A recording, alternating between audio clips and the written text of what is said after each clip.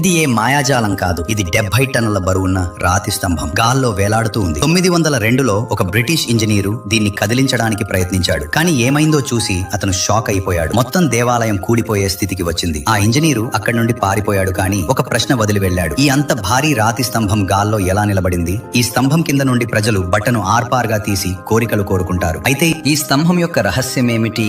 ఈ రహస్యం యొక్క మొదటి ఘట్టం మనల్ని రామాయణ కాలానికి తీసుకెళ్తుంది. ఇదే ఆ పవిత్ర భూమి. ఇక్కడే సీతమ్మను రావణుని నుండి రక్షించడానికి ప్రయత్నిస్తూ గాయపడిన జటాయువు తన చివరి శ్వాసతో పోరాడుతుండగా శ్రీరాముడు చూసి అతనికి మోక్షం ప్రసాదించాడు. అప్పుడే తెలుగులో లేపక్షి అన్నారు. ఆ దివ్య సంభాషణ నుంచే ఈ ప్రాంతానికి లేపాక్షి అనే పేరు వచ్చింది. కానీ ఆశ్చర్యం ఏమిటంటే ఈ దేవాలయం శ్రీరాముడిది కాదు, భోళా శంకరుని అత్యంత క్రోధమయమైన శక్తివంతం రూపమైన వీరభద్రుడికి అంకితం చేయబడింది. 16వ శతాబ్దంలో శివుని ఆ మహాశక్తి రూపాన్ని ఆరాధించేందుకు ఈ ఆలయం నిర్మించారు. దేవాలయం దగ్గరలోనే ఒకే రాతిగట్టును చెక్కి రూపొందించిన 27 అడుగుల పొడవు 15 అడుగుల ఎత్తుగల భారతదేశంలోని అతిపెద్ద నంది ఉంది. మరియు దేవాలయం లోపల మహోత్కృష్టమైన నాగలింగం ఒకే రాయితో చెక్కబడి ఉంది. దాని శిల్పులు కేవలం ఒక గంటలోనే తీర్చిదిద్దారని అంటారు. ఇక్కడి దగ్గరలోనే ఉన్న విశాలమైన పాదముద్ర ఏ ఋతువులోనైనా రహస్యంగా నీటితో నిండి ఉంటుంది. ప్రజలు దీన్ని స్వయంగా శివుడి పాదంగా భావిస్తారు. శివ భక్తులందరూ కామెంట్ లో హర హర మహాదేవ్ తప్పకుండా రాయండి. మరిన్ని వీడియోల కోసం లైక్, సబ్స్క్రైబ్ చేయండి.